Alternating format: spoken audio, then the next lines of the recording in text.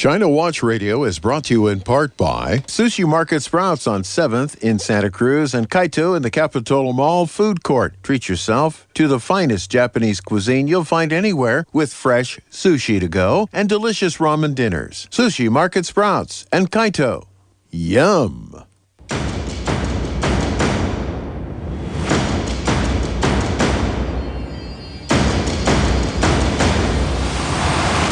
John Jimon, comrades, welcome to the July 21st edition of China Watch Radio. We've got a great show in store. You did that pretty well, by the way. Well, I speak Chinese kind of like most Yankees speak Spanish. Oh. Yeah. Well, don't go any farther than Exactly, yeah. Won't push my luck.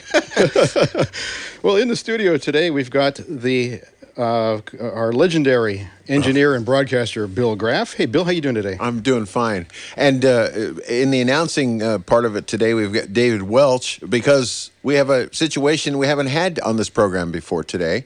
Both Michael Olson and John T. Collier could not be with us. They're on assignment somewhere. Yep. Trolling up some good news for us, yeah. So we got some guests. We got some stuff coming up. It's very cool. And we've got Susan Simon on the boards for us. Thank you, Susan, for helping us hold down the back end of the operation here. Ladies and gentlemen, we're going to have our usual format of a series of interesting news topics that we've curated for you over the week. I suggest that you take a look at ChinaWatchRadio.com and subscribe to the newsletter for the know before the show information, and then you'll be in the inside loop of the team here on the China Watch Radio Show. Boy, it's quite a list. It is quite a list. Yeah, we've got some good stuff to come through here. We've got a special guest too, Billy. I don't know if you've noticed starting in the second half hour of the show, we actually have a senior reporter from the Epoch Times, Joe Hanneman. Joe is actually going to talk to us about a documentary that they're releasing tomorrow. Yeah, it's pretty interesting. The real story behind the January 6th riot, insurrection, whatever you want to call it. Yeah. So, you know, I've seen the news guys from both sides of the spectrum both have trouble with what to call it. Neither one of them wants to call it the insurrection, and neither one of them wants to call it the riot. It's the disturbance. Exactly, yes. The unpleasant event, yes. So I call it the Capitol assault. Yeah, because that's what it was. It was, yeah. No, it was ugly. However you look at it, whatever side of the political aisle I think we're on, it shouldn't have happened. So, Billy, what have you got for us for news? Well, there's a couple of things. Tanks for the banks. Oh, I like the rhyme. Yeah, well, the situation regarding savings withdrawals is getting more serious than we reported last week. I don't know if you saw this, but there is some video that came out from China. Oh. And the video is pretty interesting. Mm-hmm. It shows people who want their money from the bank being beat up and then thrown into buses. I guess they're buses, jitneys. Some I don't know what the technical term for these things is, but they're 21st century paddy wagon. Yeah.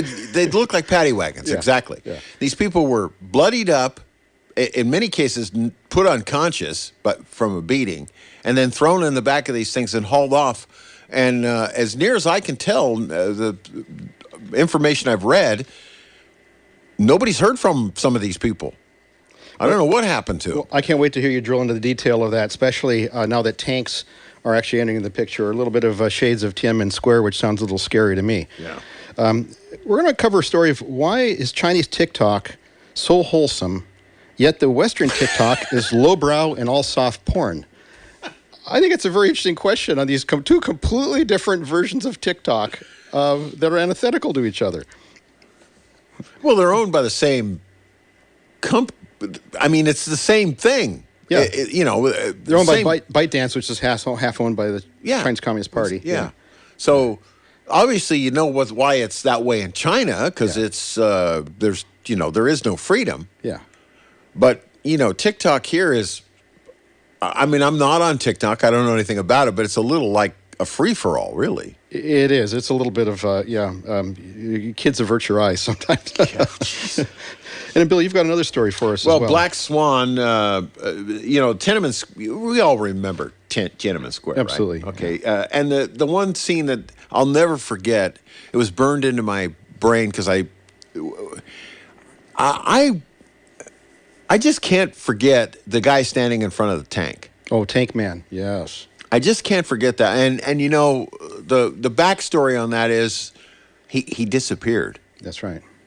Tank Man went away. So the Black Swan event in Tiananmen Square is seen as a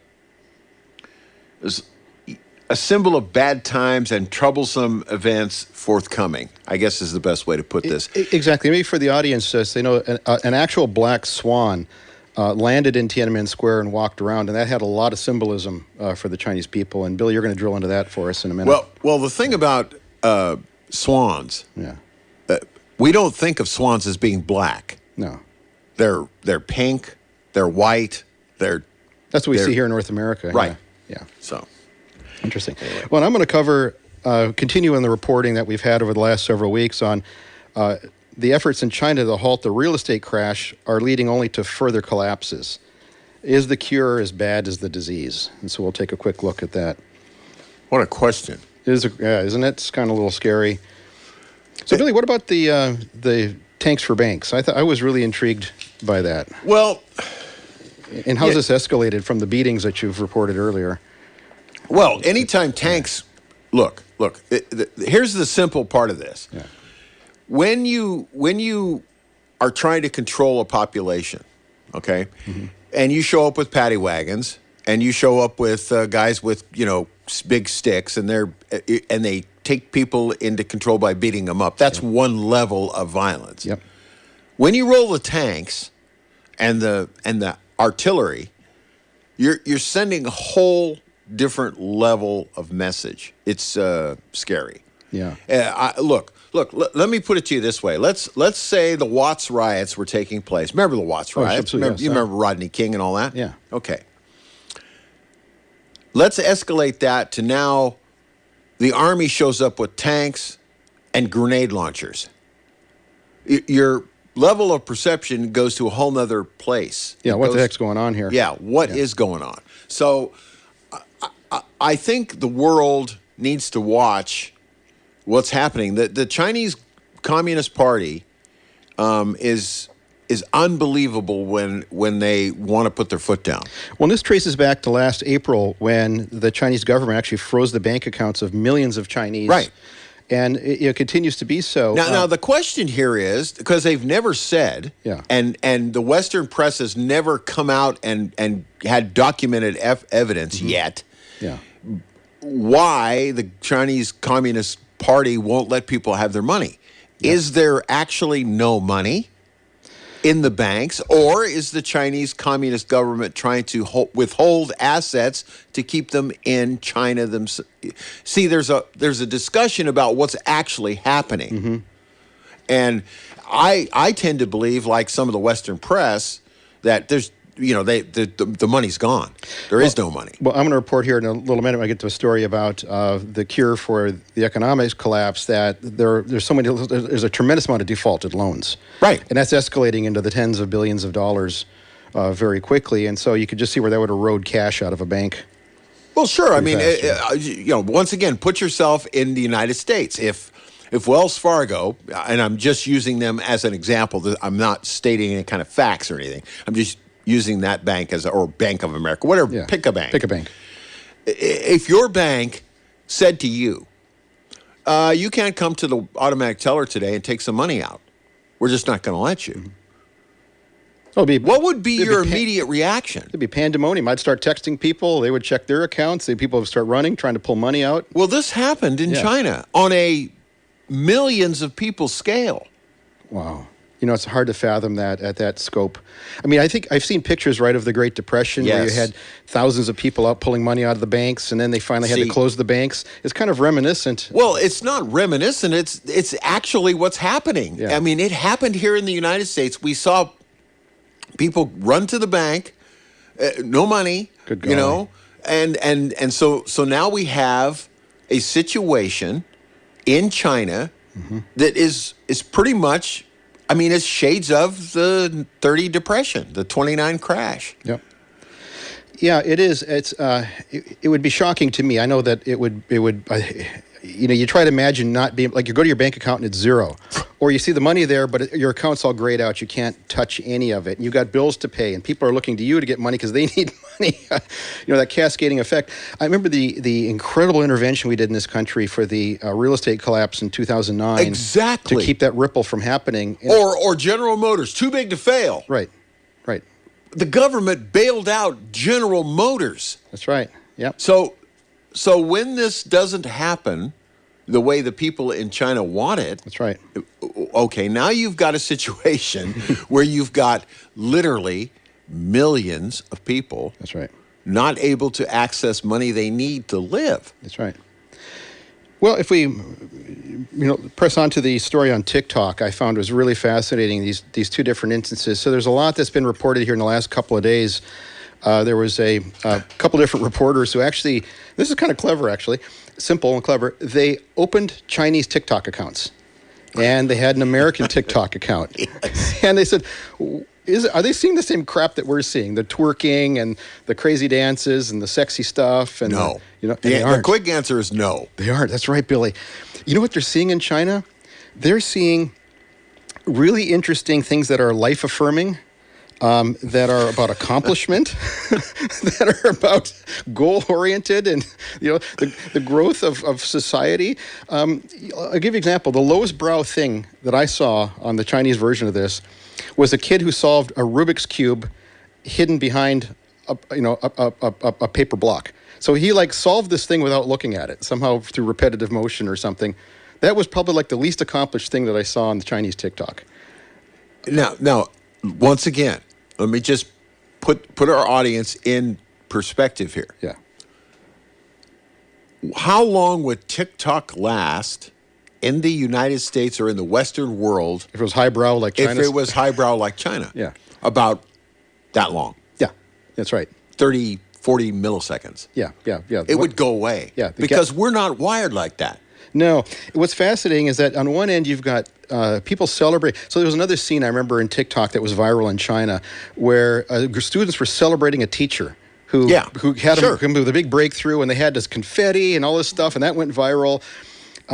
We had a situation in the United States last week that went viral.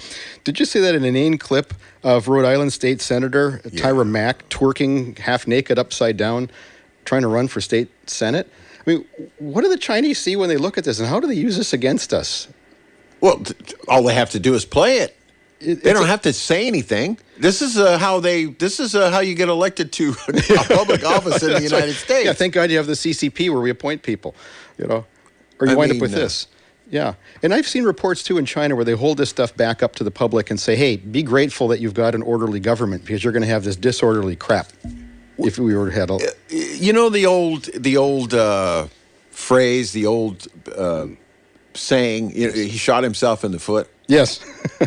Well, think about the United States right now and how some of the world sees us. I mean, we do some great things. The United States does some great things. Last week we talked about one of our warships keeping international shipping lanes open when China was trying to, flex its muscles and close that, right? That's right. So that's one of the great things the United States can do for the rest of the world. We do a lot of stuff like that around the world. We're very helpful in some ways. That's right. In other ways, we literally shoot ourselves in the foot.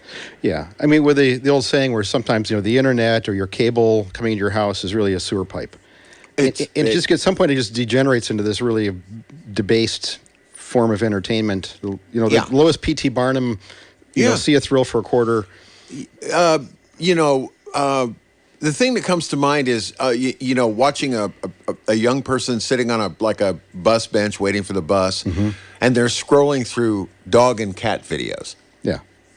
Yeah. Really? Yeah. Okay, I guess that if that's what you want to watch, that's or playing a video game or something. But I could take a few seconds and I'm done with that. Yeah, I can't do that. So, Billy, should we transition to our Black Swan event story on September the 5th, where the Black Swan? We started on that a little bit, where the Black Swan flew into Tiananmen Square. Well, this is a situation that started out very symbolic, and got very serious very quickly in China. It did. And I honestly, in reading the information on this story, honestly, David, I don't understand what happened. I don't understand how it could go from a bird landing in a famous place, walking around, and then it turned into this really serious. I don't understand how that got translated in the Chinese press. Well, what's interesting is that Chairman Xi actually referred to black swans in prior speeches, that warning of black swan events. And then here we've had a series. Is that how it happened? Yeah. Really? And there was a series of black swans that have shown up just ahead of the real estate crash, of the currency crisis. And so now they see a black swan actually showing up and walking around Tiananmen Square. And they're saying, well, there's no grass, there's no water here. This is a place where you'd never find a swan. So this is really an interesting omen or warning for us that we should be looking at. Okay, so now I understand why it happened, how it blew up. Yeah. But once again, let me just ask the backward question. Suppose this happened. Suppose Joe Biden said in our country, well, black swans, it's going to be a bad scene when, and then a few weeks later, a bunch of swans, black swans, show up on the White House lawn. Would we have the same reaction? This is all cultural. It is. I mean, we've got black cats and no 13th floor either, right? So some of that superstition maybe, but we do have superstition. There's no 13th floor in some of my favorite buildings. But it's interesting, though, how Xi has actually linked this back in some of his speeches.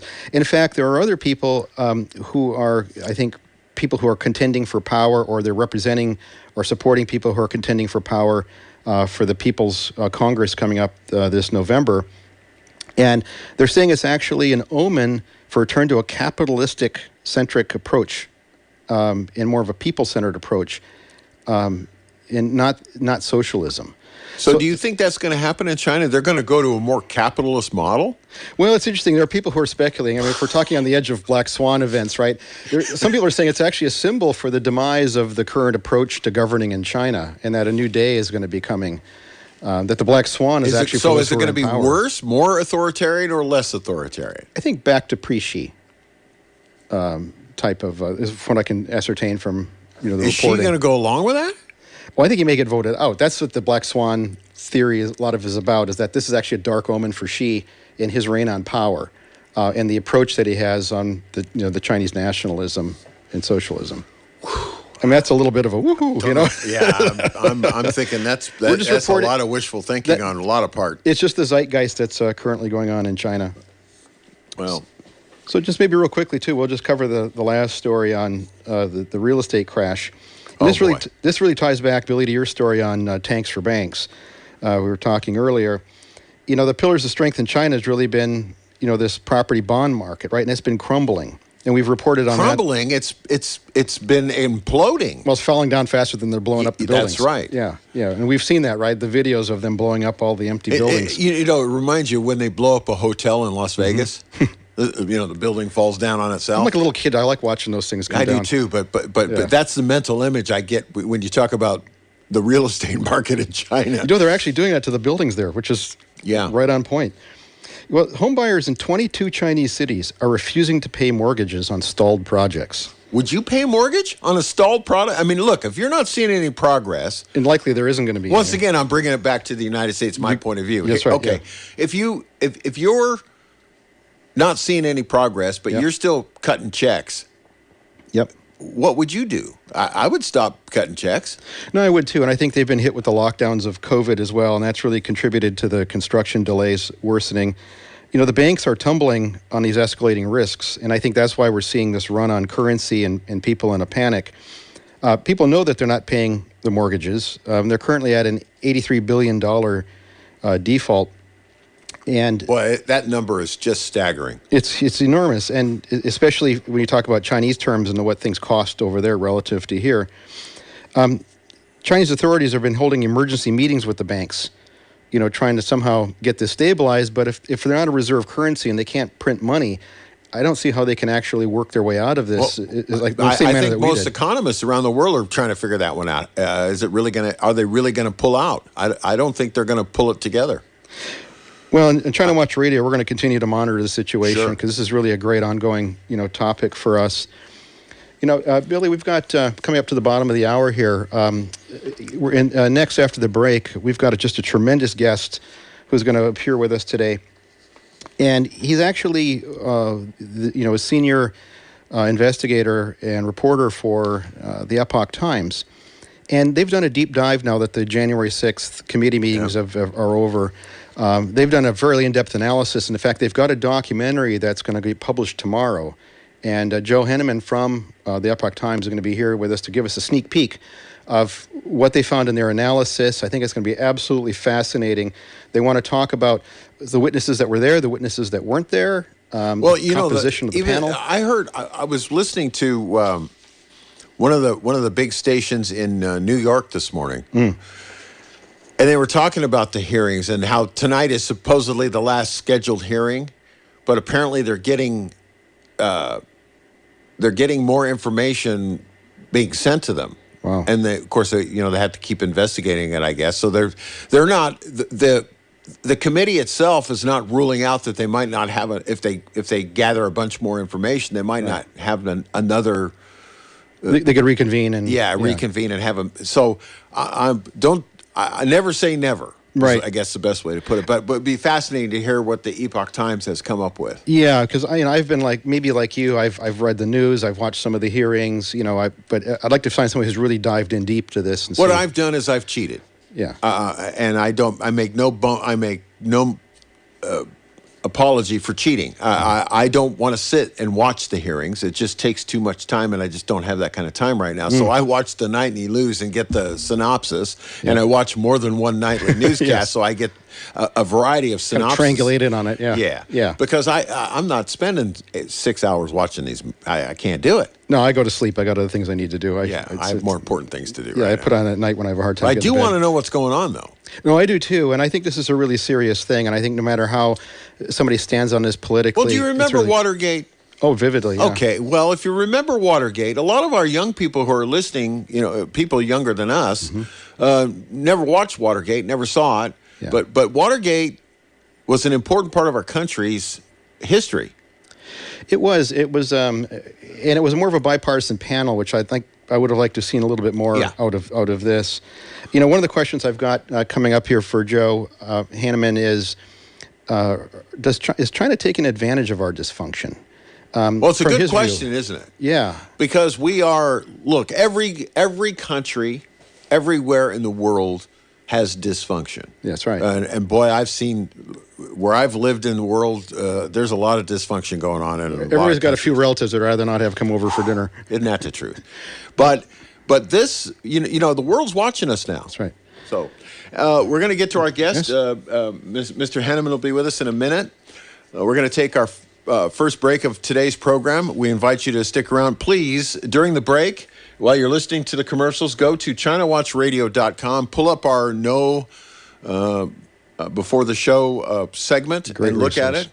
Great resource. Yeah, great resource. We invite you to check that out. We'll be right back on China Watch Radio. Satisfy your hunger with a fresh, prepared, twice-daily grab-and-go sushi you'll find waiting for you at Sushi Market Sprouts, 2 blocks from the beach at 300 7th Avenue in Santa Cruz. Fresh, delicious, and oh so good. Hello, I'm Junko, and I look forward to serving you at the Sushi Market Sprouts.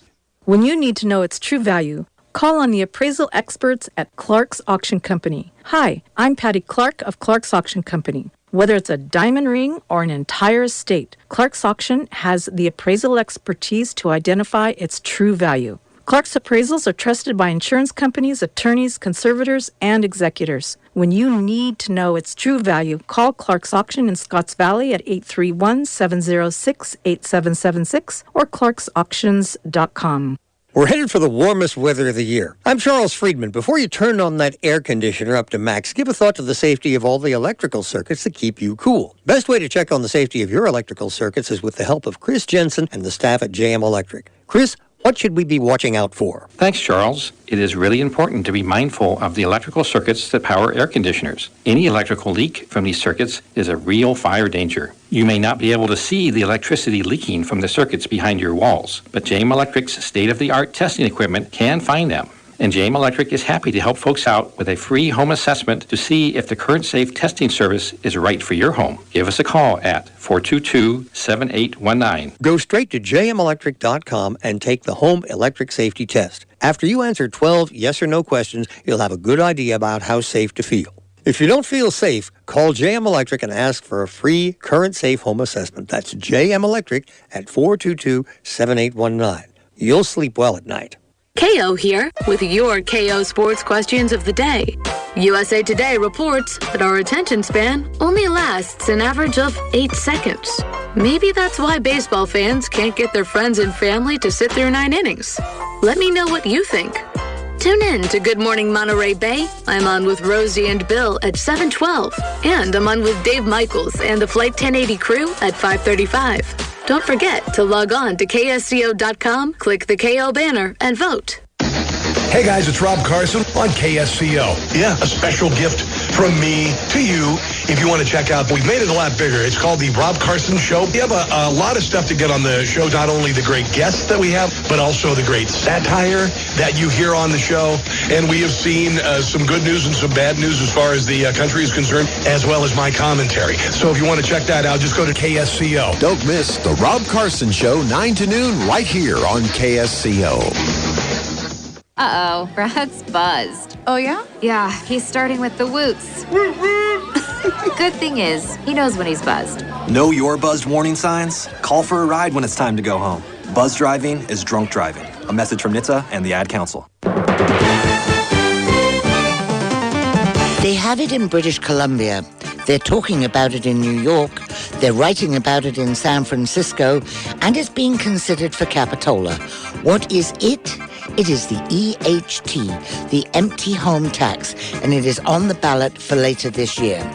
Will it help to increase affordable housing, or is it that we simply have not built any affordable housing, and therefore this could be avoided? Tune in this Saturday on the Saturday Special from 10 a.m. to noon with your host, MZ, and guests from both sides on your... Our house is a very, very, very fine house with 2 cats in the yard.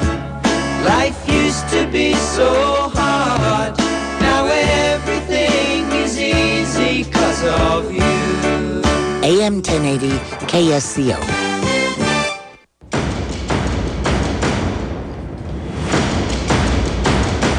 Ladies and gentlemen, welcome back to the second half hour of China Watch Radio. Ladies and gentlemen, we've got a treat for you today.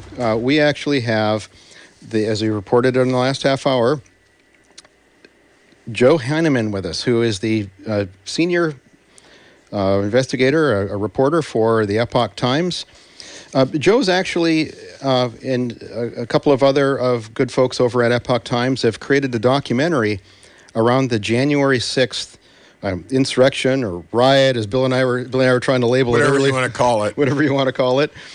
And what's interesting is that, there's been a smokescreen around this. A lot of people think there's a smokescreen around it. Carefully crafted narrative that sets the claims, the events of the day amounted to a violent insurrection. This claim, however, does not match the facts, and that's Joe Hanneman. Welcome to the program. I was hoping you could help us understand a little bit in more detail for us and our audience the incidents that you're going to be reporting in your documentary to be released, I think, tomorrow. Is that correct? That is correct. Thanks for having me on. I appreciate it. Well, tell us, there has been a real disconnect between the public's perception of what happened and what actually happened. Depending on your point of view, on your political point of view, I think a lot of it's perception based on your politics. Absolutely. Something we noticed really even before the day was over on January 6th, you saw a lot of the same terms being used on mainstream news sources where they were using terms like storming the Capitol. And you saw that just across the board, storming the Capitol. It almost seemed like it was a term that might have been thrown before a focus group. So people were exposed to these sorts of terms and concepts, and then the insurrection term was started to be applied. So, what you mentioned a minute ago, I think is absolutely true. Narrative. We saw narrative developed in the media, and we've certainly seen narrative develop in the January 6th committee. And this documentary is going to take a look at information that most Americans probably have not seen. These are topics and video that you most likely have not seen on mainstream news and would not have heard anything about with the January 6th committee. So I think people's eyes are going to be opened to, there's just a lot more to January 6th than most folks realize. Well, it's been fascinating. I've heard a few interviews from people who were arrested as part of the Capitol mob and telling their testimonies, and they're interesting and they're quite varied, and they seem to be really different than what we're hearing as some of the official account that's occurred. And I'm talking about people who didn't know each other, were in different ends of the Capitol, and didn't really have an opportunity to collude.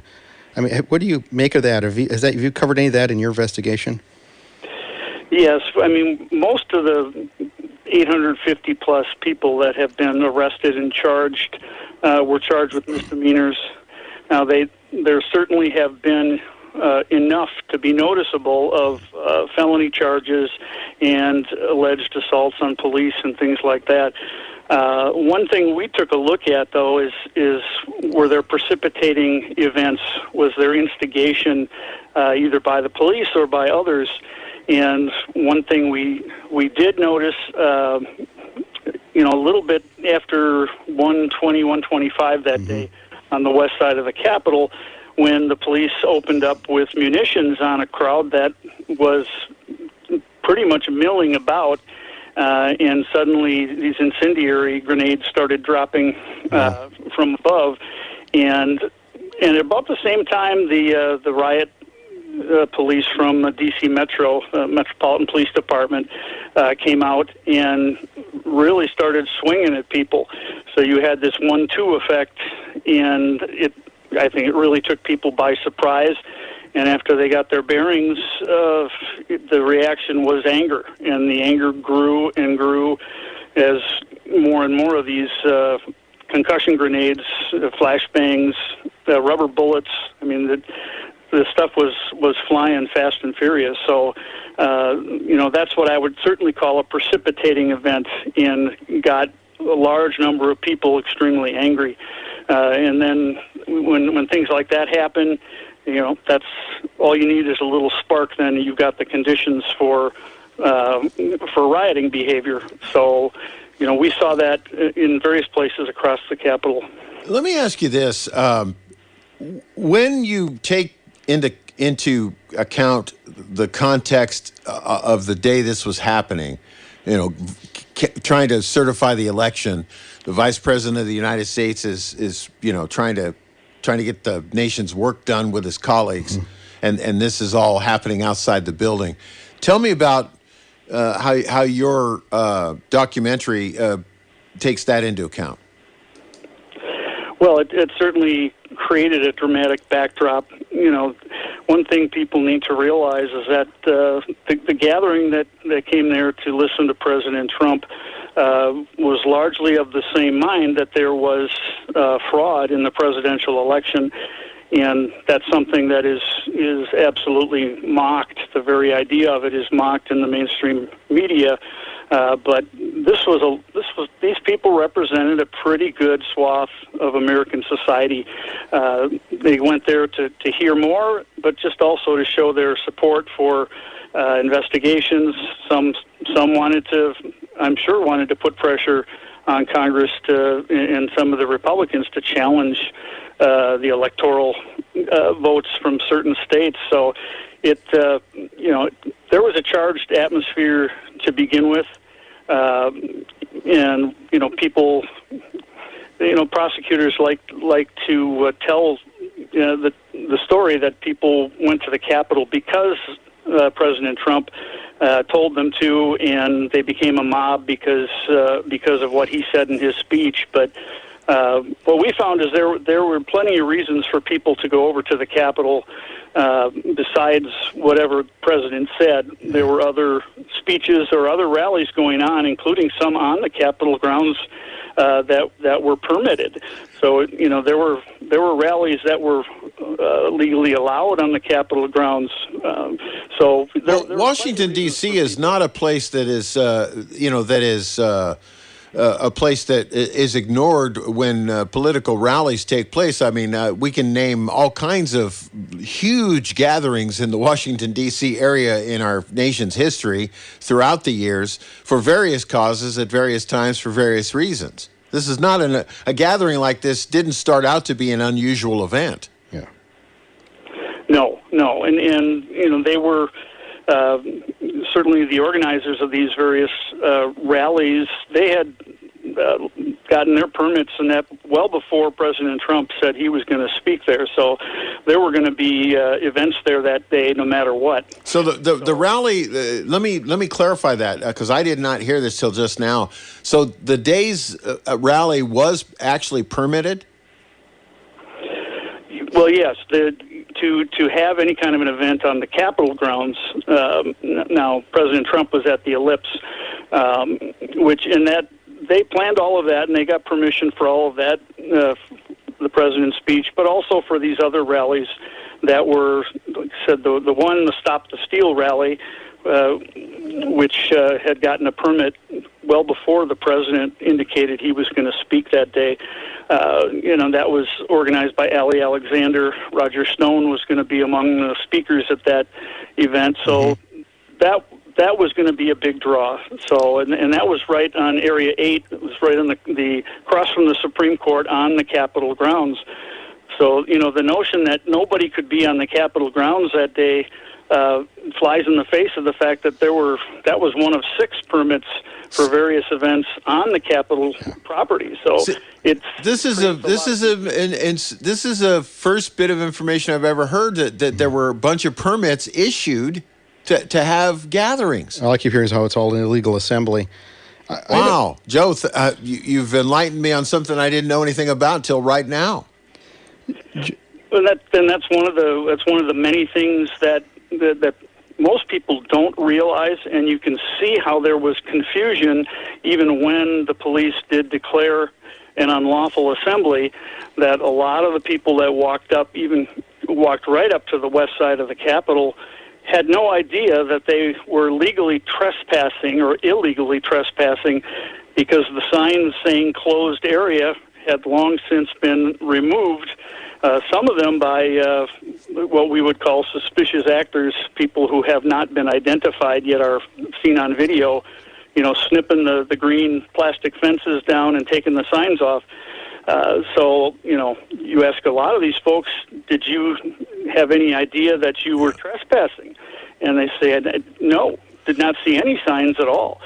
And unless you heard the recording, which on a day with 30-mile-an-hour winds, sound doesn't carry too far. So you had just a lot of people who really had no idea they were technically breaking the law. Can I ask a question? I'll just cut right to the chase. Somewhere along when this whole thing was taking place, there were some chants from the crowd. You mentioned earlier that folks were pretty angry at one point when they were rebuffed. Mm-hmm. And basically the part we hear about that scares everybody to death was that some of the people in Congress, including the vice president, were threatened. There was a gallows posted with and people were chanting, let's hang them high and that kind of stuff. Was that stuff all blown out of context? Well, the noose, and they still don't know how that got there. And if you looked at the thing and you took a few steps back from it and took a photograph as opposed to the one that they like to use, you would see, it's a ridiculous-looking model. It's certainly not a real gallows, but that made a compelling story. Well, I guess what I'm saying to you is if somebody's chanting, a whole crowd of people is chanting, let's get the vice president of the United States and hang him high, whether it's an unimpressive gallows prop or not. I think the Secret Service has to take that sort of thing seriously, don't they? That's their job. Well, they do, and I honestly, of all the video, and I've watched thousands of hours of it, I have never come across chanting, making threats upon anybody. Now, there were individual protesters, including some who have been prosecuted, who had made statements about Nancy Pelosi and pulling her out into the crowd and things like that. But in terms of crowd-wide chants, I heard a lot of anti-Antifa chanting that went on when people suspected somebody in the crowd or a provocateur was present. They would start chanting Antifa. So but yeah, I mean, if there were chants like that, absolutely, they've got to take that seriously. Yeah, I'd like to just kind of get inside the committee for a minute, and just for our audience, we're going to take calls if you'd like to ask questions about the January 6th committee and their findings and what was reported or not reported. 831-479-1080. We'll be taking your calls in the next hour. So, Joe, I was wondering if we just get inside the committee for a minute. There's a lot of talk about exculpatory evidence for people that wasn't allowed in. There's this mysterious guy. I was trying to research this of the counterpoints to the January 6th committee. There's some mysterious guy who they have on film. They know who he is. He's appeared in 3 or 4 different places in the crowd, inciting a riot. And he's actually saying some. He has a classic sense of inciting to riot. Yet he's never been arrested. And the committee didn't want to hear from him or want to hear about him. I mean, how much of that is going on where it's, the evidence is very selective? And first off, is that story true? And then is the evidence actually selective? Yeah, I believe you're probably referring to Ray Epps. Yes. Who was he was seen actually starting the night before out in the streets where Trump supporters were gathering, where he was engaging some of these groups and encouraging them to go, as he put it, we've got to go into the Capitol tomorrow. We've got to go into the Capitol. And he used that emphasis. And even at one point, this group of younger people around him started chanting Fed. They said, Fed, Fed, Fed. So that they figured he was trying to set them up. But he went across that crowd that night and said it in several places. And then he was at the Ellipse the next day telling people, as soon as the president's done speaking, we need to go over to the Capitol. It's that way. And he would point to people. And he did that for a while. And then he was seen at the first breach point. He didn't stay for the president's speech, which is something he told the New York Times that he was there to support President Trump. But he didn't go to the speech. He was over at the first breach point. He spoke in the ear of one of the men who was accused of toppling the first barrier. And he said he told the young man to calm down and back off. But so who is this guy Epps? Ray Epps, he was actually a leader in Arizona of the Oath Keepers at one time back, I believe it was in 2011. And, and he showed up there that day wearing camo. I mean, he was a Marine. He served in the Marine Corps, and he had a MAGA hat on. And, he became easy to spot, and he was all over the Capitol, almost like Waldo in the children's books, to spot Ray Epps. And he was in a lot of places. And in fairness to him, some of the places he actually was getting between angry protesters and the police, telling the guy screaming, "Hey, back off! Get back there! We don't want to see anybody get hurt." So he did both things. And then 10 minutes later, he's helping a crowd take this gigantic fabric Trump sign with a metal frame and pass it overhead, and they used it to try to smash into the police line. And he had his hands on that thing. And there's a lot of people charged with assault with a deadly weapon for having their hands on that very same sign because of how it was used. So he is the mystery man He was on the FBI's most wanted list for a brief time. Then he was removed. He was number 16 on their list, and his photo was removed. So he's never been charged? Or do you know what the dispensation of him is? No, he has not been charged. He did speak to the FBI fairly shortly after January 6th. At least that's what he has said. Has the FBI indicated why he wasn't charged? No, and he met with the January 6th committee. He did meet with the January 6th committee, I believe, twice.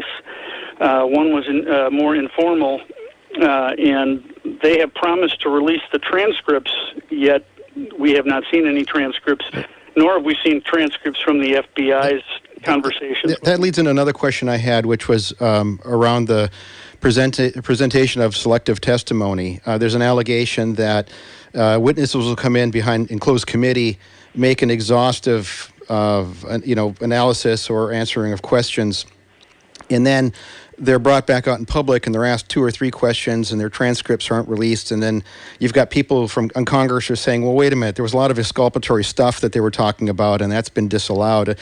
That kind of shenanigans, did that really go on, and how much of that happened? Oh, I think on every hearing that they've had, it has been carefully scripted. And I guess we should have expected that from last March when they had let out they were looking to hire a writer, either a screenwriter or a former journalist, or to help them craft a narrative. And they actually use that term, a narrative, which is really what they've done. And they have their narrative. But you can see it in the testimony, the little snippets, the little quotes that were taken out. If you interview somebody for 3 hours and then you take a 10-second snip of something, there's a good chance that you're not fully representing what they said. And they did hire the ex-president of ABC News to produce the whole thing for television. Well, if you're going to try to present a hearing like this on TV, it makes perfect sense to me as a broadcaster of many, many years that you try to hire the best person you can to produce the thing for TV. If you're going to go ahead and do that. Yeah. I mean, that doesn't surprise me at all. Yeah, I'm just not familiar with that. Usually these things are kind of dry and dull, and they're even boring for C-SPAN and C-SPAN standards. But trying to... so I'm wondering if, in terms of the committee, we've heard that they've had people on video making quotes. There's supposedly the president. They had him quoting, let's go to the Capitol. And I guess they chopped out, for a peaceful protest.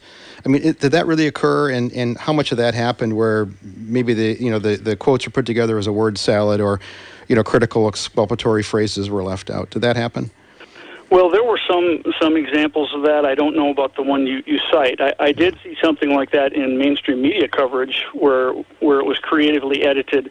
So the part about peacefully have your voices heard was left out. But in some of the first hearings this summer, they had some video on of the Oath Keepers, and it was very much taken out of context, wildly so, that this was a meeting between the Proud Boys leader and the Oath Keepers founder. When we've watched the video and posted the whole video, they shook hands for 5 seconds, and then the Oath Keepers leader, who was working security, he stepped back away from, and he didn't talk to the Proud Boys leader again. So it was 4 or 5 words. Yeah, you'll see that referred to in charging documents as a half-hour meeting between the Proud Boys and the Oath Keepers. Wow. And it's just it's gross misrepresentation of what took place, and that's just one example of something from the first hearing of this summer. It seems reminiscent of the impeachment trials for Trump and the whole Russian collusion notion, right? Which turned out to be a hoax, or not to be true. Is there a chance that this is just all being positioned in the same way? Well, I think your reference to the impeachment especially the most recent one, the approach that's being used in the committee is very similar. The presentation and the tactics that are being used is this is not about we're here to get to the truth, because if it were, I think we would see many more topics being covered. Certainly the shooting, and also a more bipartisan committee than just a couple of Republicans. Right. Yeah, good point. Yeah, hey, Joe, let me give you an opportunity to tell us what prompted the Epoch Times to put this documentary together. I mean, you guys have a lot of stuff to cover with China itself and Asia and the rest of it. What made you turn your eyes toward this event? Well, it's with the anniversary back in January, the 1-year anniversary. We took a long, hard look at things and dug deeply into it, and came to the conclusion that, as my article at the time referred to it, as a legacy of troubling questions, that there was just a whole lot left unsettled, a whole lot of issues that had not been explored, at least in the mainstream narrative. So, and then we had more reportage during the early spring that prompted us to take a deeper look on video about the people that were killed that day or who died that day. To look at what happened to them and the circumstances of those deaths, and we do that in the documentary. We take a new look at the killing of Ashli Babbitt and the death of Roseanne Boylan's, and then the two gentlemen who died out in the crowds of cardiac events that may have been triggered by munitions that blew up very near to them. So. I can only imagine that whole day was rather stressful for everybody involved, whether you're a Capitol police officer or somebody in the crowd. If you got things that sound like bombs going off and you're over about 60, you start worrying about stuff like that. You don't want to get shell-shocked into death. Yeah.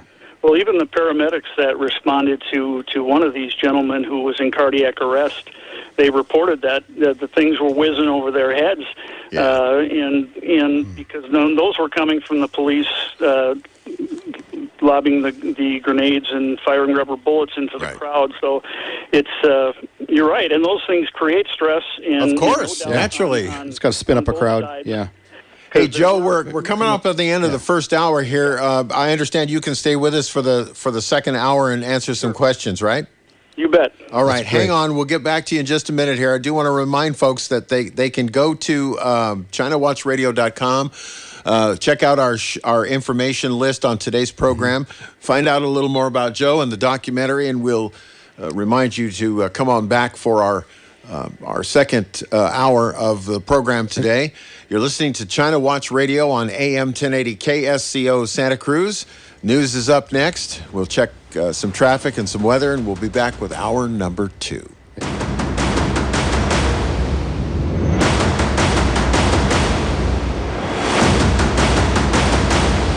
This is KSCO Santa Cruz.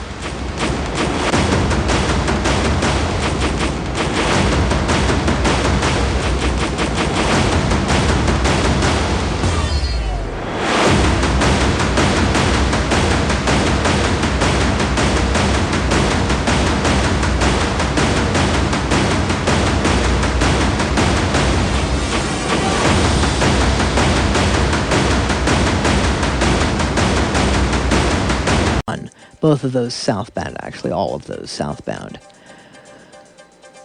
Highway 156 through the Oak Hills area, slow in the eastbound direction. Highway 101, slow southbound in a number of different spots. The obvious one coming out of the Coyote Creek Golf Course down to almost Morgan Hill, and then south of Gilroy, and then just a little bit south of, a little bit north of Prunedale, a little bit south of San Juan Road, looks like. Other than that, the roads are looking pretty okay. And the weather forecast for tonight, north-northeast winds around 5 miles per hour, becoming calm in the evening. Tomorrow, light and variable winds becoming west 5 to 10 miles per hour in the morning. There is a small craft advisory in effect now through this evening, and another is predicted for tomorrow morning through tomorrow evening. Boaters forecast for tonight, northwest winds 15 to 25 knots with gusts up to 30 knots. Wind waves 4 to 5 feet. Southwest swell around 2 feet at 15 seconds. Tomorrow, west winds 20 to 30 knots with gusts up to 35 knots. Wind waves 4 to 5 feet. Southwest swell around 2 feet at 14 seconds. The time now 7 minutes after 3 p.m., and that means it's time for the second hour of China Watch Radio. China Watch Radio is brought to you in part by Sushi Market Sprouts on 7th in Santa Cruz and Kaito in the Capitola Mall Food Court. Treat yourself to the finest Japanese cuisine you'll find anywhere with fresh sushi to go and delicious ramen dinners. Sushi Market Sprouts and Kaito. Yum!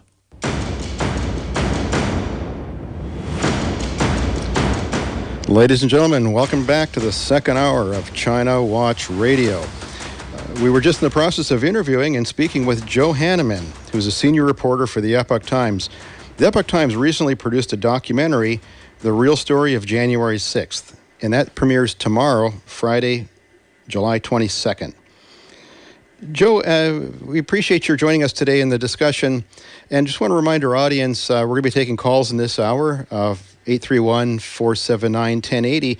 And to our audience, do you think, who was behind January 6th? Was it just a popular uprising or riot that was between kind of like-minded people? Was it orchestrated by Donald Trump in the White House? Have you watched the January 6th committee hearings? What do you think of those committee hearings? Do you think that they're on target? Are there issues? Are there fallacies with some of their investigation? We would love to hear your point of view. 831-479-1080. So, Joe, before the break, we were just talking a little bit about, the composition of the committee and some of the testimony and some of the popular conjecture around some of that testimony. And I kind of appreciate continuing along that line. There was this allegation of around the National Guard. Supposedly, the President Trump had suggested or recommended or authorized that the National Guard be available during this time because of the kind of the heightened activity and all of the awareness around the election issues. Supposedly that was refused by the Sergeant of Arms of the House of Representatives and Nancy Pelosi. Can you kind of drill into that a little bit as well in terms of the preparation around the security and what was done and not done? Sure. Yeah, it's one of the things we cover in the documentary. One of our guests is Kash Patel, who was an aide to President Trump and worked at the Department of Defense for the Secretary of Defense. And he explains that President Trump had given his authorization for up to 20,000 National Guard troops that could be made available in D.C. or elsewhere if there was trouble that day. And the law requires that the president authorize it, and then there has to be a request for help. So the way he explains it is they took that to the mayor of D.C., Muriel Bowser, and informed her of that, and she sent a letter back to the DOD declining the offer of any additional guardsmen other than the ones that were basically doing parking duty that day. And also that was transmitted to the Capitol Police, and this was in advance, at least a day in advance of January 6th, and that was declined. Now, during the day on January 6th, when things started going south, the police chief of Capitol Police, Stephen Sun, did go to the sergeants at arms and ask for guard help. And the response he got was that they would run it up the flagpole, I think is the term that was used, and he did not get a response from that. So there's only one level above the sergeants at arms in the House. It's to the Speaker, and in the Senate, it's the Majority Leader. So but we don't know exactly what those communications were at that top level. Was there any indication given to your documentary crew as to why they declined the offer of additional personnel? No, I don't believe there was any explanation for it. And without the request, legally, the guard could not come in. So, and by the time they did request the next day, then there was a big urgency, and there was among these same people wanting the help there now. Well, he said, well, we came to you early asking this. That was the time, so we could be prepared. So yeah, but we still don't know all the answers to how that all went and came about, because the people at the top are not being called before this committee, or undoubtedly, are there records of their emails or their phone logs being made available? Can I ask another question? The request was made to the President of the United States. Can we have some more troops? Can we have some National Guard authorized? And the President gave authorization to have additional troops ready. Why would, if this was supposedly a peaceful thing, why was it asked of the President and granted by the President to have additional troops available?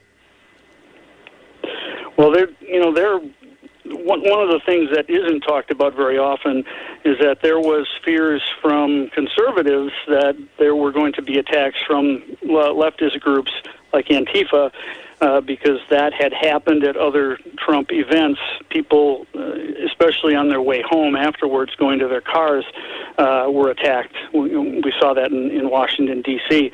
So there was concern that there could be trouble from the left.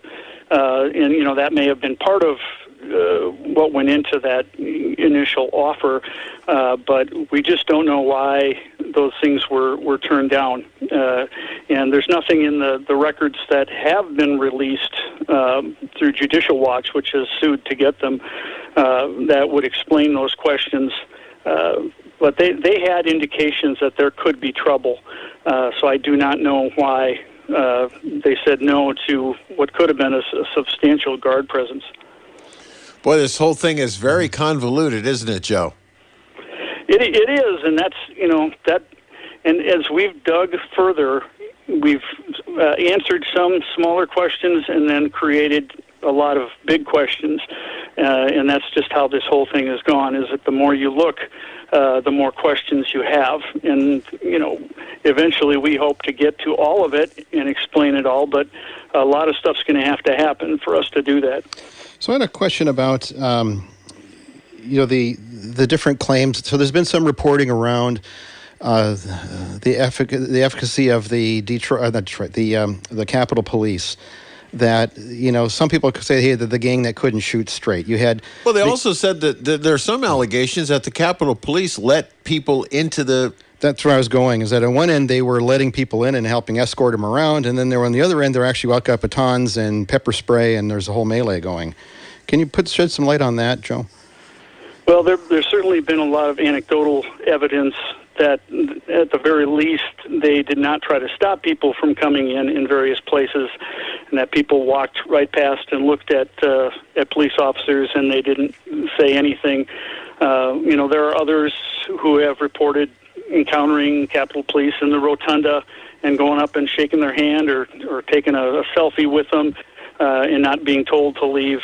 Now, there were other cases where people were told to leave. I think that was later in the afternoon when there was a mess across various parts of the Capitol property. But and then that came up in the only case where we had a full exoneration earlier this year was the judge. This was a bench trial. He ruled that the defendant, it was a reasonable belief that he had been allowed in to the Capitol by the police, and so because of that, he acquitted him of the charges against him. I've heard. Is it true that people are being incarcerated for months and months, even up to a year or more, pre-trial for misdemeanors or infractions? There are dozens, and I think the number is actually over 75 who are being detained pretrial, which is something that is supposed to be reserved for the most violent and dangerous people, because you are presumed innocent in the American system of jurisprudence. To lock someone up without bond is supposed to be an extraordinary thing, but it's been used pretty widely. And you have in D.C. and in other either federal prisons or contracted jails and such, you have people who have been behind bars for more than 18 months. And by the time some of these men go to trial, they will have been behind bars for 2 years. And so you can see where they feel like they're getting pre-punished. I believe one of the prisoners told us that in the documentary. He said they're pre-punishing us. So no matter what happens in a trial, we've already gotten a sentence. And way in excess, though, of sentencing guidelines for what they did, right? I mean, there's a number of cases. I've heard other cases where you've got some poor Bubba as a truck driver, and he's got a MAGA hat, and he got caught up in the crowd, and he's been in jail for a year. That's the kind of thing that's going on? Well, some cases like that, people were released to home detention and put on ankle monitor.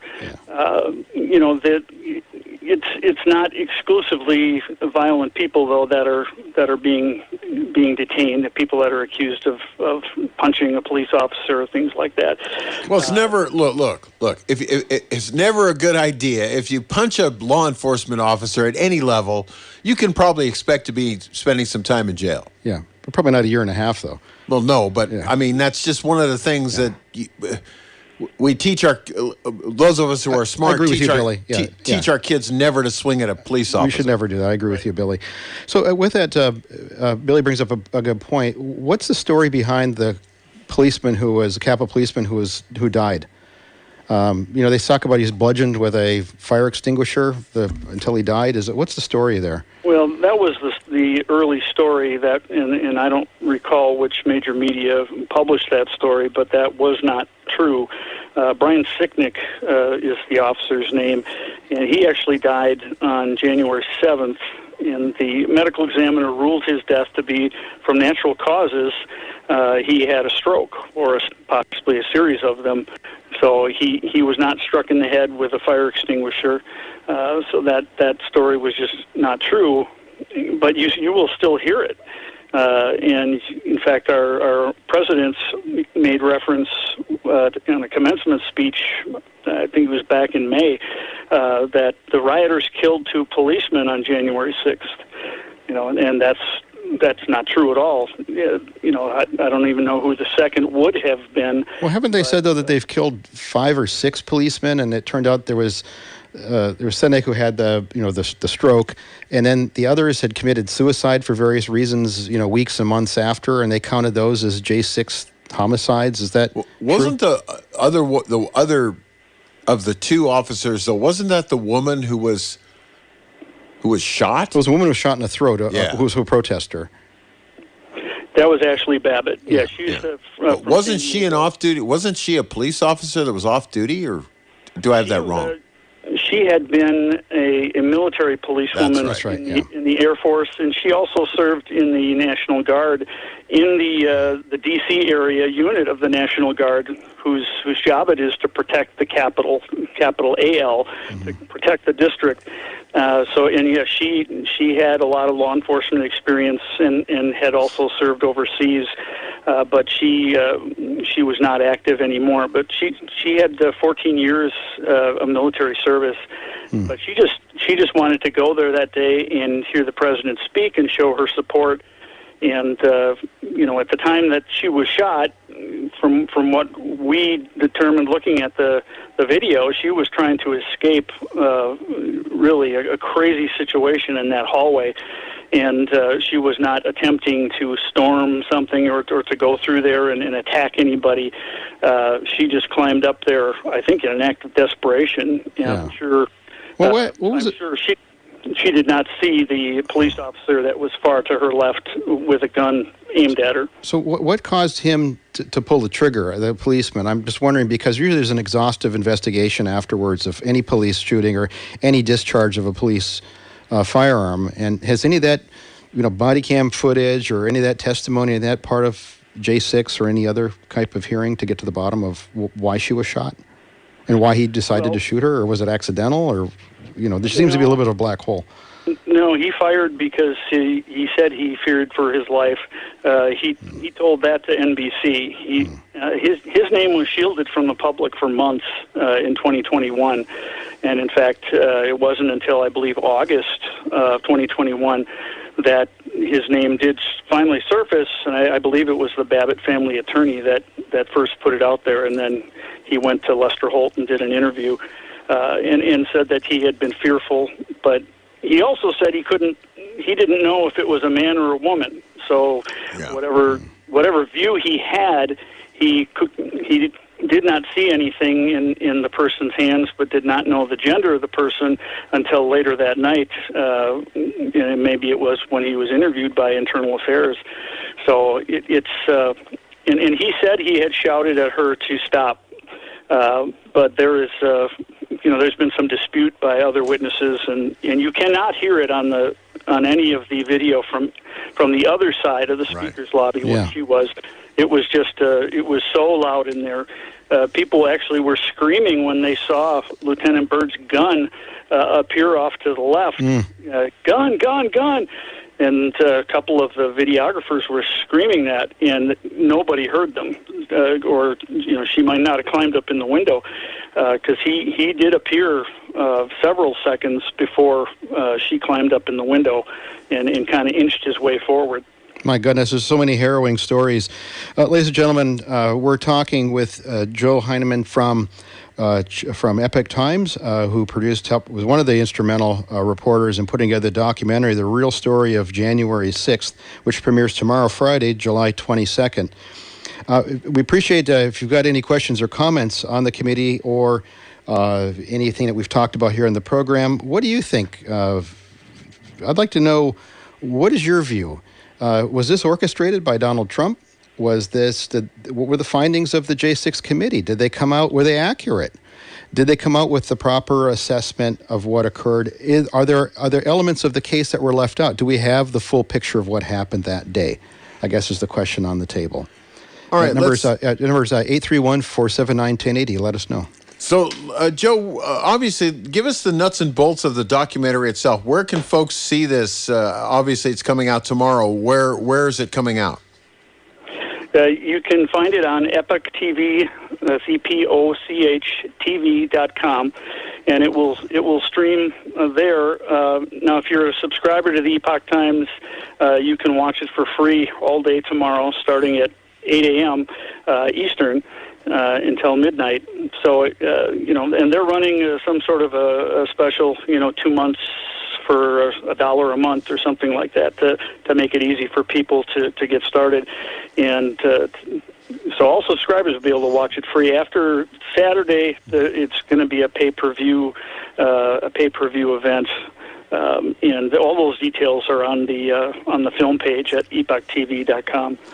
Now, obviously, you guys are in the reporting business, and occasionally you come out with something like this. How often does Epoch Times kick out a documentary like this on a particular subject?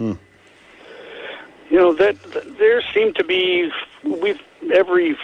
I don't know if I'd say every few months, but I know Josh Phillip, who was the host of this documentary, has done several of them, and he did one on a very comprehensive one on COVID. That was in the very early days, and has also done one on election fraud. So, and those have gotten just huge viewership around the world. So it's not a super common thing because it does require a lot of work. But there may be a few of those in a year that Epoch TV will put together along with the Epoch Times.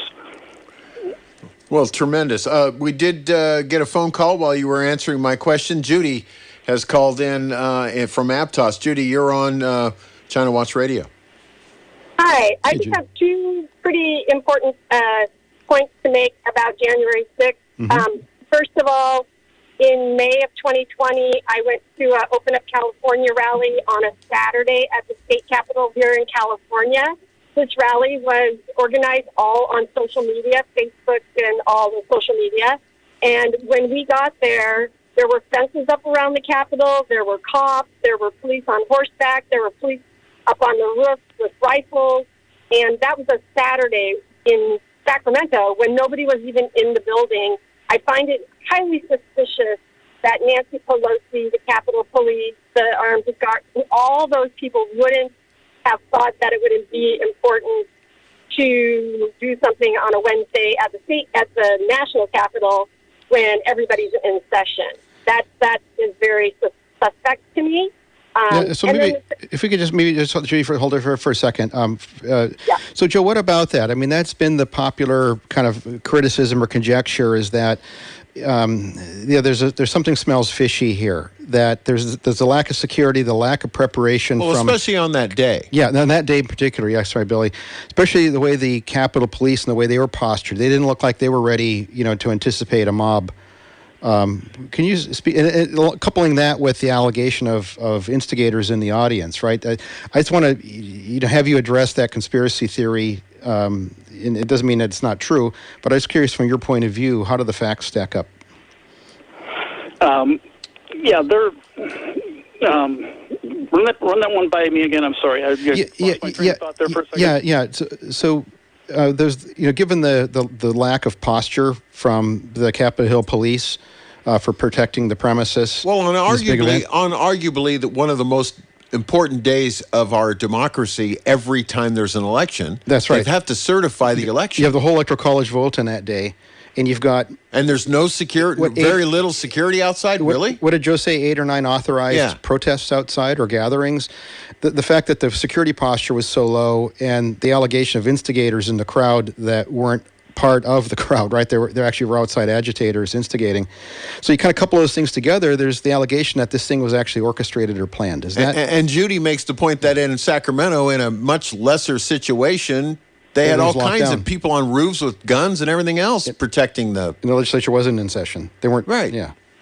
Yeah, one of the things that we found very surprising that we learned in investigating the Ashli Babbitt shooting was that the police forces through the sergeant at arms in the House were operating at 50% capacity. What?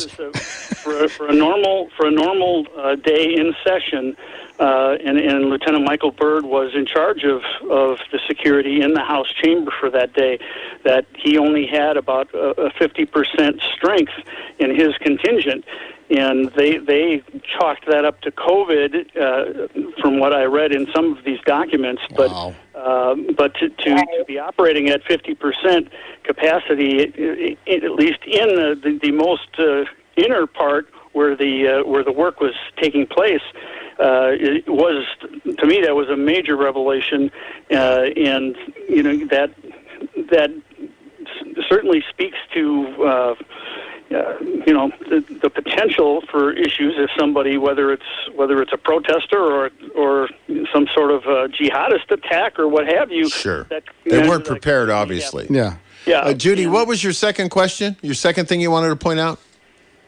So in this group of people that we go to these Open Up California rallies, I was at one of the rallies and met some people that were actually there listening to Trump in Washington on January 6th, and he was finishing up talking and saying, "Let's go over there."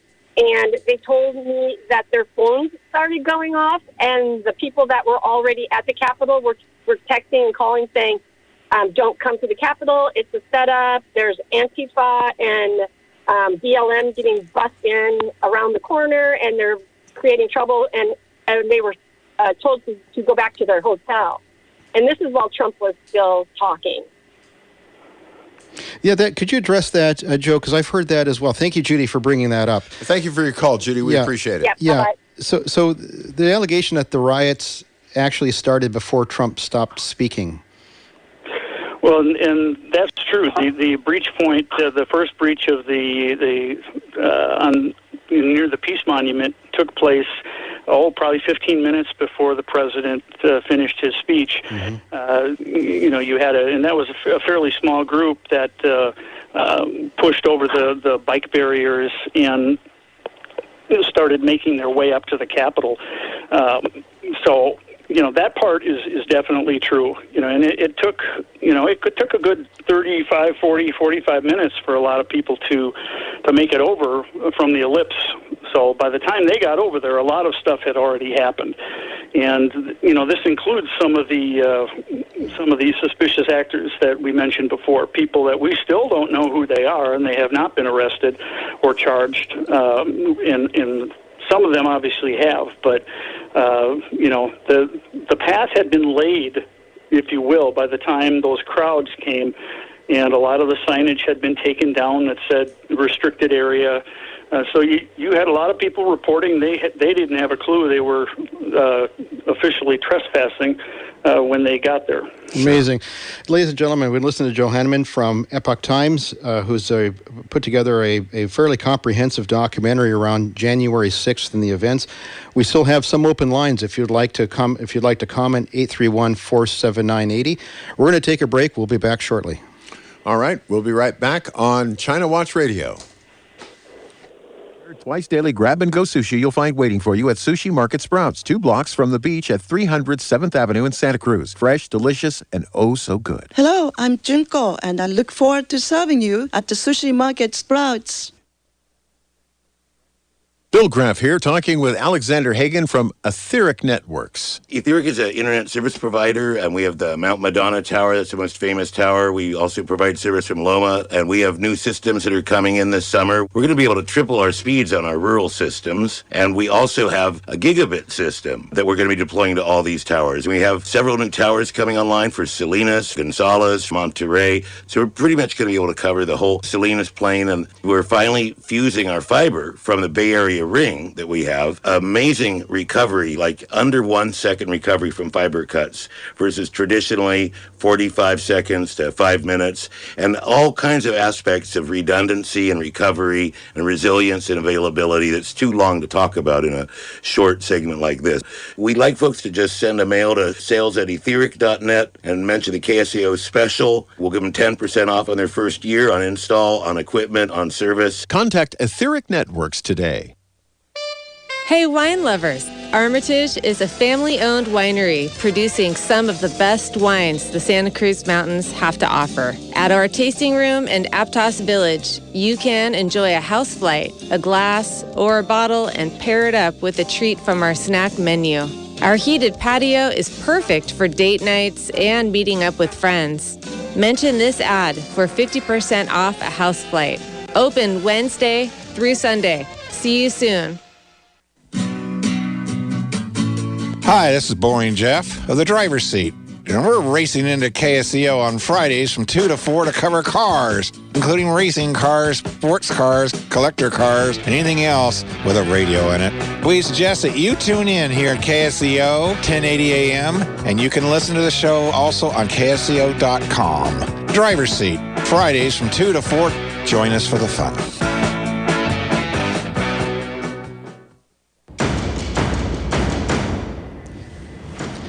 Ladies and gentlemen, we're in for the last half hour of China Watch Radio. And if you'd like to engage with the program, 831-479-1080. Today, a question on the table is on the J6 committee. Was Donald Trump actually an instigator in driving the foment or the protest or the riot or whatever you want to call it on January the 6th? And with us to help answer some of these questions about the event is Joe Hanneman from the Epoch Times, who's helped to produce a documentary that's actually dropping tomorrow. Is that right, Joe? Yep. Yeah, it starts tomorrow. For subscribers, can watch for free starting at 8 a.m. Tomorrow at epochtimes.com. Terrific. Right. We have a caller. Chuck is calling from Marina, and you're on China Watch Radio. Thank you. Hey, I'm a subscriber of Epoch Times, and it's a great outlet, and I really appreciate everything they do. So my question is, I've always wondered, because those even lesser security facilities have, I've worked in them, where they have, every door has a magnetic lock, and you either need to have a card, a visitor card, or a card, or security pushes a button, and those doors are unlocked. And that's how it's done. So they know what door is open, when it's open, and each card, when you swipe it, there's some record that says, it's a unique card. So what card opened what door at what time? And if you keep a door propped open, which I have done in the past, just to move gear in or whatever, within 5 minutes, security is there saying, hey, they know the door wasn't closed. And so I'm just wondering if, any legitimate security assessment on the Capitol, seems to me that would have been one of the fundamental investigations, is who opened what doors and when. Yeah, that's a great point. You've hit on one of the really key issues, and defense attorneys have been raising this issue with the Department of Justice and asking in the discovery process for that kind of information. Where's the control room that has all the cameras in it and has logs of when the magnetic locks were disengaged on various doors? There is a lot of speculation on how people got into the big Columbus doors. It's kind of the main entrance to the Capitol with the 17-foot tall bronze ceremonial doors with depictions of Christopher Columbus at various stages in his life. Those are huge doors. They were closed before the crowds stormed up the stairs, and it eventually got opened. I've seen the video of them opening, and they opened remarkably easily. So what we don't know is, was that done by a button? It's strange credulity to me to think a protester could push, something that weighs 20,000 pounds and it would just magically open. And then we had an inner set of doors that were also controlled by magnetic locks that was breached. And there's video of a protester on the inside standing at that door and looking over and up like he's talking to someone, and keeps looking back, and then he goes over to the door and pushes it, or puts his hand near it, looks back again, and then he pushes it and it opens. So it had to have been disengaged, because the emergency procedure says you have to hold the lever down for 3 seconds, and then after I think 10 or 12 seconds the lock would disengage. So that's a very big question. And was this covered in the hearing? I mean, did the J6 committee, did they go through the security procedures and who authorized opening what? Not that I have seen. Yeah, I haven't seen any of that. I hadn't either. I was curious. And that's the kind of information that is being kept close to the vest. And the defense attorneys who have asked for that as part of discovery in their defense of their clients told me that they have just been ignored, those requests for that kind of information, because that's a secure building. Yeah. And, when you look at the number of security cameras, there are hundreds of them, that you certainly would expect that there are going to be computer logs. Well, and that's the allegation, right? That there's just an incredible petabytes of data, of video and security footage that is exculpatory to some of these folks, and it hasn't been released, or they can't get it released, even as part of a subpoena for evidence. Hey, Chuck, thanks for the call. We appreciate it. All that data will be the next thing to be mysteriously deleted or lost or what have you. Okay, thanks for taking my call. You bet. Yeah. Yeah, that's a very, Chuck raises a very good question that I have not seen or heard anything about in the hearings on national TV. Well, I'm still kind of stuck on the what Joe had brought forward about the Capitol Police being at half strength, knowing that they've got 8 or 9 different events going on outside, that the temperature of the election. We've turned down the National Guard. The National Guard. And we know the House and Senate is full because we're doing the most important part of the nation's the Electoral business. College vote. Yeah. They're certifying the election for the next guy in charge. Yeah. Yeah. Surprising that it was as lax as it was at that time. All right, so let's... Can you carry next call? Well, we've got one call on... well, let me ask you another question. While we're screening the calls, we'll make one more... So, Joe, I want to talk a little bit about the composition of the committee. It seems like it was a lot of the same Democrats who were involved in the prosecution of the impeachments. We have one of those Congress people who now belongs in our district, who's trying to run for office, and she seems a little more interested in national politics than what's going on in the district. But anyway, just as a side, the only Republicans that appeared on the committee seem to be the two that voted for impeachment. Is that right? Is there anybody else who's involved on the Republican Party, or is it just all basically Democrats and two Trump haters? Yeah, and Speaker Nancy Pelosi was the one who selected them. The majority or the minority leader, McCarthy, did not, because the people he put forth were rejected. So it was not a collaborative situation. So Nancy Pelosi appointed them all, and if you look at Liz Cheney and Adam Kinzinger, they are probably the most zealous on that committee for going after President Trump and pushing a lot of these issues. So. Well, I'm seeing the press now kind of lionize some of these people. Representative Elaine Lara, I think she's from Virginia. She's in a swing district. It looks like she's not going to get reelected. Adam Kinzinger or Liz Cheney are probably not going to get reelected either. And they seem to be trying to make martyrs out of them now for their, sacrifice to the nation in search of the truth. I mean, it sounds like the CCP, which we report on every week. Yeah, well, it's in the case of Liz Cheney, I know she is trailing badly in the polls. Kinzinger was not going to run anyway because of the redistricting. So in terms of having anything to lose by how you conduct yourself in that committee, I doubt that's a consideration for either of them. Yeah. Well, let's take some more phone calls. We've got some folks who've called in. Wanting to know about the January 6th, whatever it was. Riot or protest. I don't know what to call insurrection, yeah. Anyway, Dave in Corralitos has called in to ask a question. Joe, here's Dave. Yes, thank you. Yeah, I was just going to say, I watch a lot of news, right, and left wing, and about that January 6th, protests and stuff. Yes, there was property destroyed, but, Senator Ted Cruz flat out in a hearing asked the FBI, did you have agents on the ground? And they didn't even have the respect to be there in that Senate House. They were in some remote area, and they said, we can't answer that. We can't answer that.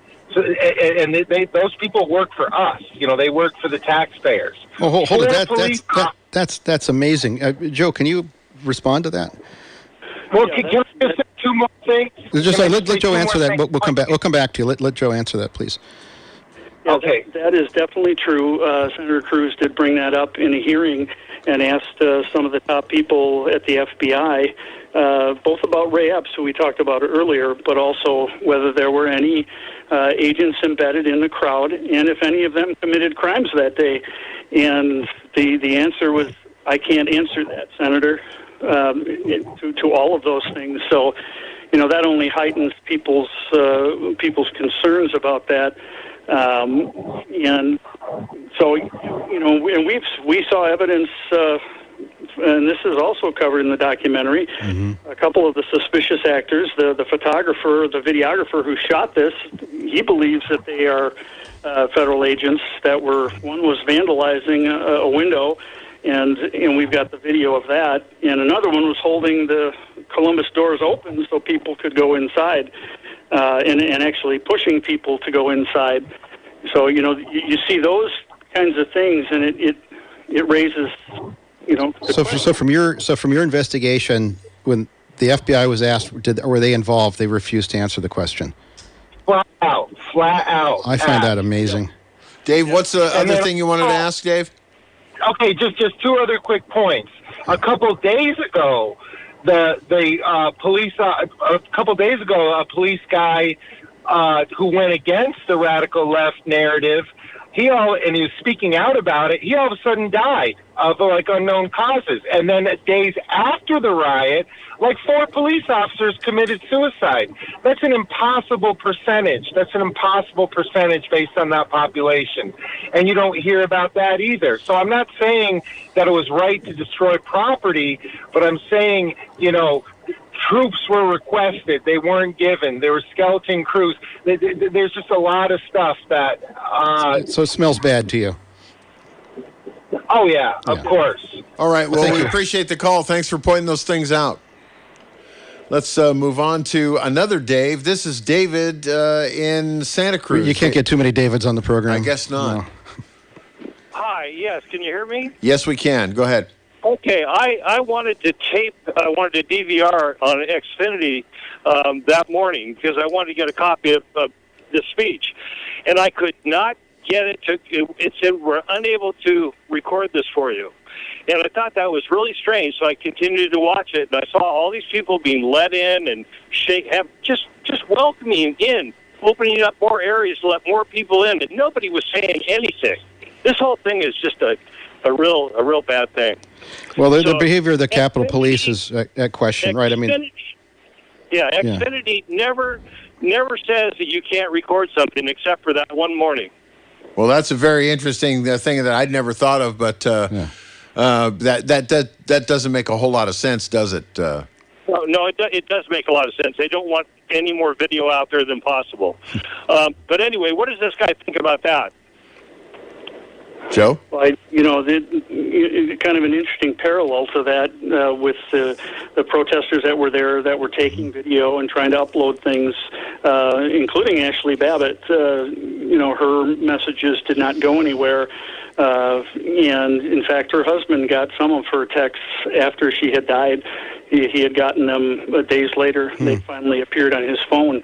So that shows you the communications issues that they were having, whether they were jammed. There's been speculation about that, that there might have been jamming equipment placed around the Capitol, and we don't know. But there was extreme difficulty with communications, and especially people that wanted to live stream. It was very spotty. So, in that case anyway, we don't know what the cause is. But, there was definitely problems. Wow. Thank you, caller. Yeah, thanks for calling, David. We appreciate it. I did have a question for Joe. There was this allegation of weapons being brought into the Capitol. And stashed. Stashed, yes. There were bombs and weapons. And I think it was found out later in the course of the hearings that when they meant weapons, they're talking about people with sticks and clubs or things that people, but they were trying to imply it was guns. And I mean, could you help put some clarity to that? Were weapons brought into the Capitol and were caches found? Were they used? Were caches found? Yeah. No, there's been no evidence brought forth that weapons were brought into the Capitol. I believe what you're referring to in one of these hearings is the suggestion that a large number of people in the crowd were carrying rifles of various sorts. Yeah. And, and certainly you could not have gotten in to see President Trump carrying any kind of firearm. The Secret Service ran his security, and anybody that went in there was scanned.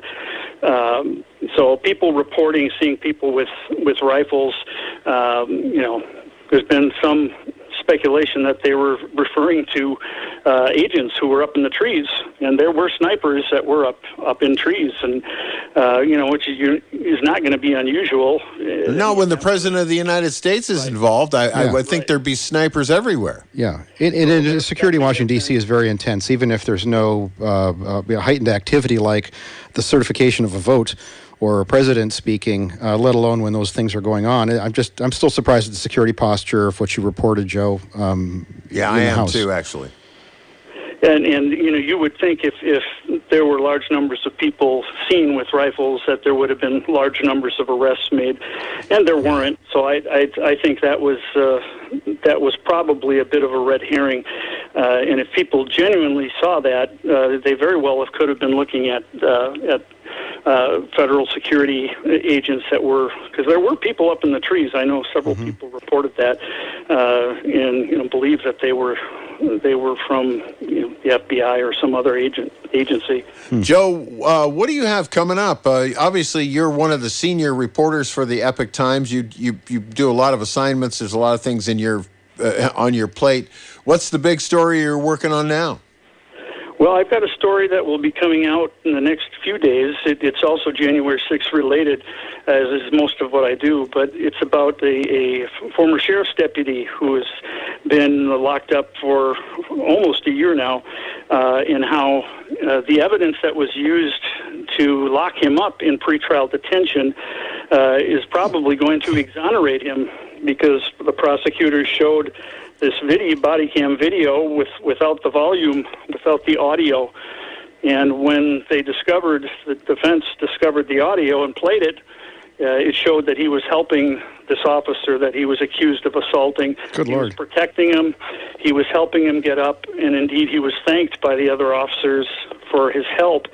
And so now they're using that in a motion to try to get him freed so he can go into home detention instead of sitting in the D.C. jail. So that'll be coming out very soon. It's the whole issue of exculpatory evidence, which is supposed to be presented to defense, and defense attorneys have raised this issue as well, the twisting of evidence, and in that case, I'm sure they listened to the original body cam.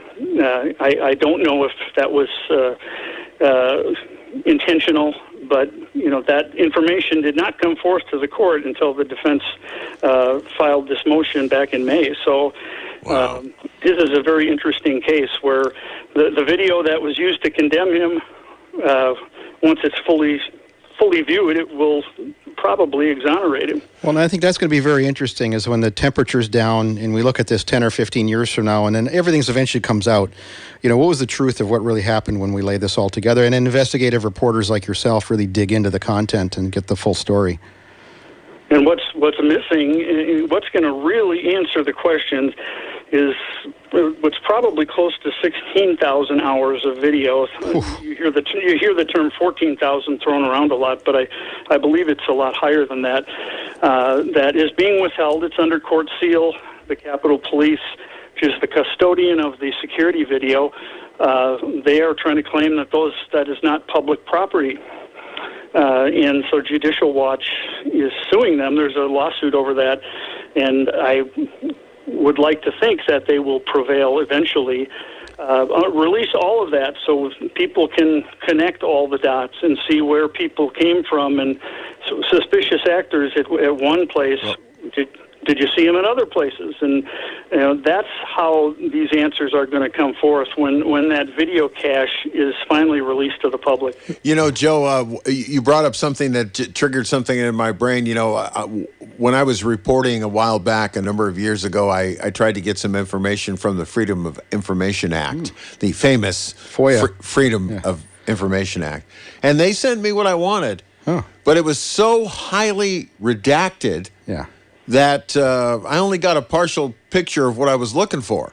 And it seems to me that even down the road, I'm sure some of this, there'll be reams and reams of material stored and accidental deletions, and there'll be all kinds of redactions. So I don't know if this is going to help us or not. As a reporter yourself, I'm sure you've come across this in your own travels.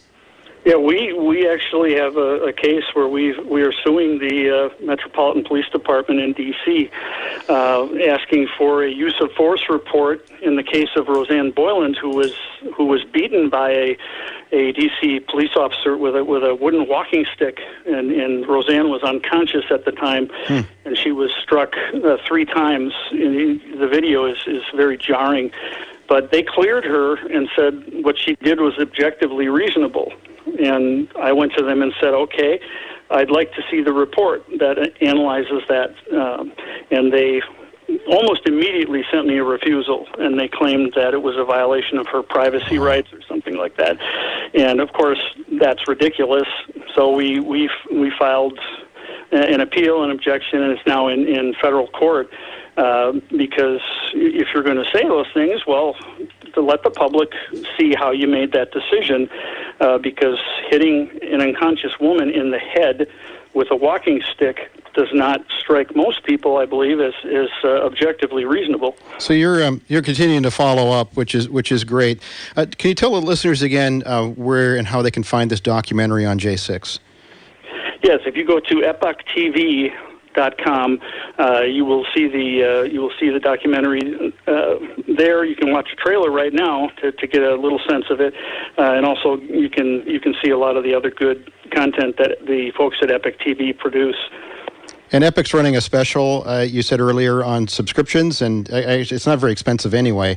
And then over the course of Saturday, they can view this for free if they're a member or they subscribe. Yeah, and they've got, and the details are on that page, but I believe it's, for $1 a month for 2 months or something like that, can get you started, and then that will give you an unlocked pass for tomorrow to watch the documentary. So it's a great time for folks to sign up. Well, Joe Hanneman, we want to thank you for joining us. You spent the better part of 90 minutes with us, and we really appreciate it. I know reporters' time is valuable, and we greatly value yours. We appreciate you joining us today. You bet. Thanks very much for having me. All right. Take care of yourself. Okay. Well, there you go. That's quite a program. Astonishing. Amazing. Look, you can believe everything you see, but don't make book on it till you see everything you see. That's right. It has been interesting the perception and the spin, from the different political parties and groups on this. We've seen the Democrat shoe drop because of the committees were loaded largely with Democrats. Sure. It's interesting to see now when the Republicans likely take over in the fall. I'm sure they'll continue some investigation, and maybe between the two of those, we can get a true picture. Well, look, I've said this before many times on this program and others. Yeah. When you have a situation where both political parties in power in this country do not talk to each other, do not recognize the other side's point of view at all, or won't even entertain a conversation, then what you get what we've got right now. Yeah. You got this side saying it's this way, and you got this side saying it's this way, and spin cycles on maximum. There you go. Yeah. And so, as always, we urge you as a listening public to gather as many facts as you can and make your own conclusion. Billy, where's a good place that people can go to get some inside facts on China? That would be ChinaWatchRadio.com. Jonty Collier, who is not with us today, but because he's on vacation, he took his kids camping. When he's here, he spends a great deal of time putting together that show page, and we urge you to go there and check it out. China Watch Radio has all of the show prep for, I don't know, years of shows. Exactly, and you're inside the loop with the team when you get that email each week, and it is a really nice, tight, concise email. Your address and name is not sold. You'll get one email a week, and you'll be on the inside loop of what's going on in China. Yep. Next week we should have the full crew back. We appreciate the fact that Michael Olson had to be somewhere else today, and so did Jonty Collier. Pleasure serving with you, Billy. Yes, David. Thank you so much for filling in for the other two guys. I appreciate it. Thanks to Susan Simon. Yeah. Oh, Susan ran the board for us today. Yeah. Dave Michaels and the Flight 1080 crew are on the way. Keep it right here on KSCO Santa Cruz.